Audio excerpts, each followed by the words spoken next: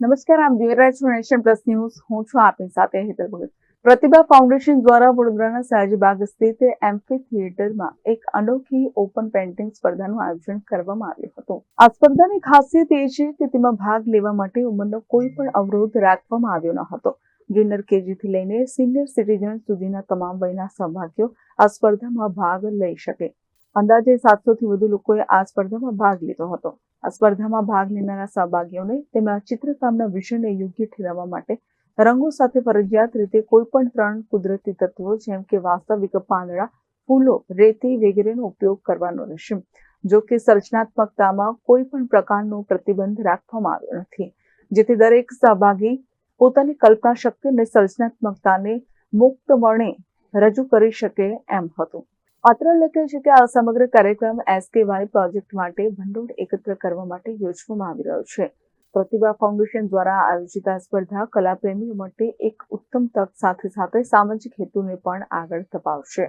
આપનો સૌનો ખૂબ ખૂબ આભાર. અમને જે પ્રમાણે આનો જે સહકાર મળ્યો છે આ ઇવેન્ટનો, તમે જોઈ શકો છો કે કેટલા બધા નાના નાના બાળકોથી લઈને સિનિયર સિટીઝન સુધી આજે પાર્ટિસિપન્ટ્સ અહીંયા બન્યા છે. અને પ્રતિભા 25 પ્રકૃતિ કે રંગ આ જે ઇવેન્ટ અમે કરી રહ્યા છે તે અમે એક એન્વાયરમેન્ટ કેવી રીતે આપણે બચાવી શકીએ છીએ તેનો સંદેશ આપવા માંગીએ છીએ. અને આ પેઇન્ટિંગ કોમ્પિટિશન વિશેષ એટલા માટે છે કે આમાં ખાલી કલર્સ નથી પૂરવાના, પણ નેચરના એલિમેન્ટ્સ જેમ કે ફૂલ, પાંદડા, લાકડી, માટી, રેતી આ બધાનો ઉપયોગ કરીને પેઇન્ટિંગ કરી રહ્યા છે. તો ક્રિએટિવિટી પણ એટલી જ છે અને આમાં ટેલેન્ટ પણ એટલું જ જોવાશે બાળકોનું. અમે આ જે પણ ઇવેન્ટ કરી રહ્યા છીએ આજે અહીંયા અમારી પાસે 750ની આસપાસ રજિસ્ટ્રેશન થયું છે અને બાળકો અહીંયા આજે હાજર થયા છે. આટલી સવારે બાળકો આટલા જલ્દી ઉઠીને અહીંયા આવી ગયા અને એમને અહીંયા કળા બતાવી રહ્યા છે. અને અમે એવું ઈચ્છીએ છીએ કે આ ઇવેન્ટ અમે લોકો દર વખતે આવી રીતે કરતા રહીએ અને તમારો સહકાર મળતો રહે.